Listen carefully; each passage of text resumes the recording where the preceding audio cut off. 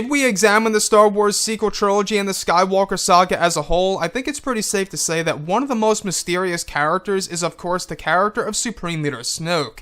This is Mike Zero. If you guys are new to the channel, do make sure to subscribe to see future Star Wars content.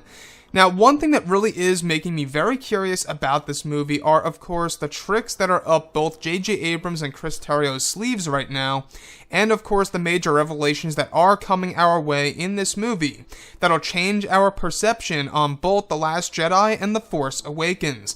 Now, these past couple of months or so, we've been learning a whole lot more about this film when it comes to some of the set leaks, the set designs, the concept art and storyboard descriptions, etc., one of which has all to do with Supreme Leader Snoke and his lightsaber in Episode 9. Specifically, a description of Supreme Leader Snoke sitting in his throne in a throne room that appears different than the one seen in The Last Jedi. In Snoke's right hand, he wields a lightsaber hilt, however not ignited, and holding it in a similar fashion to when he held Skywalker's saber.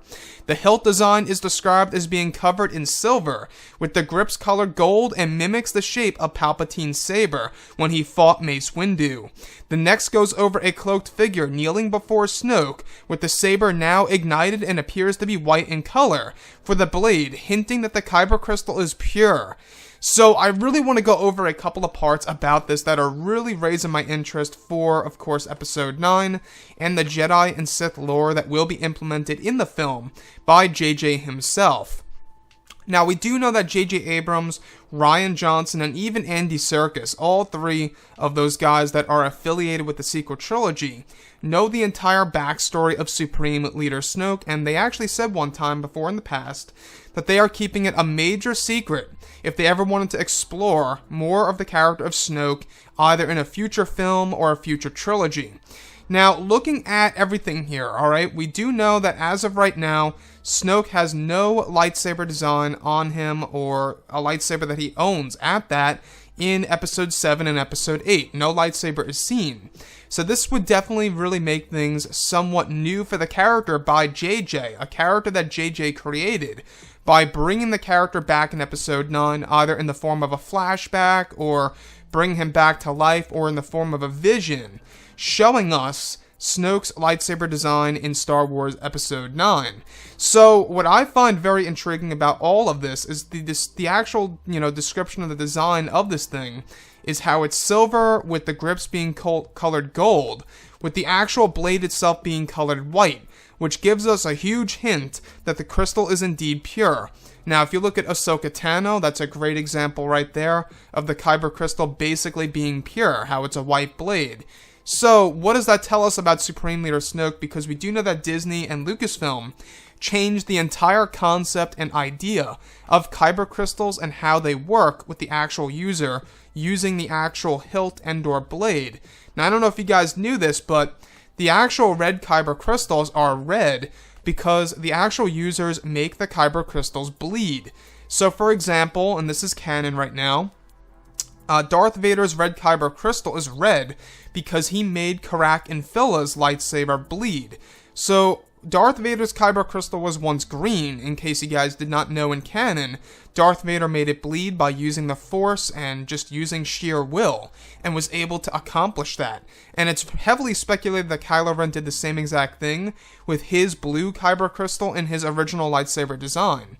So, for Snoke's to be completely white, what does that tell us about Snoke? Is he a mixture between both dark and light? That's basically, not too far from the truth, because if you guys go ahead and read the Force Awakens novelization, he loves Kylo Ren and believes that he is the perfect sculpture between both light and dark. So, the white kyber crystal for Supreme Leader Snoke in this lightsaber hilt design could very well tell us the knowledge of Snoke, and could also serve as a piece of symbolism that Snoke is wise, as, Kylo Ren once said in Episode 7, no, the Supreme Leader is wise. So, to me, in my opinion, white could very well be affiliated with, the personality of one being very wise.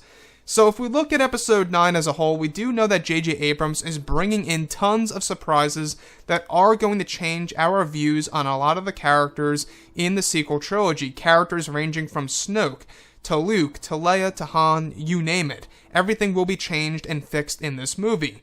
So that's one thing to surely look forward to in episode 9. Now the last thing that I do want to touch on here is this individual in the black cloak kneeling before Snoke. I have reason to believe that that is indeed Snoke's old apprentice before Kylo Ren. I don't believe that this is Kylo Ren. I feel like that this is Snoke's older apprentice. In case you guys didn't know, in canon, we learned this, that Snoke at least had one other apprentice before Kylo Ren. Anyways, guys, drop a comment below. Let me know what you think about all of this in the comments. And if you guys did enjoy the content for today, do make sure to drop a thumbs up on this video to support the channel. I thank you all so very much for the kind support, and I'll catch you guys next time.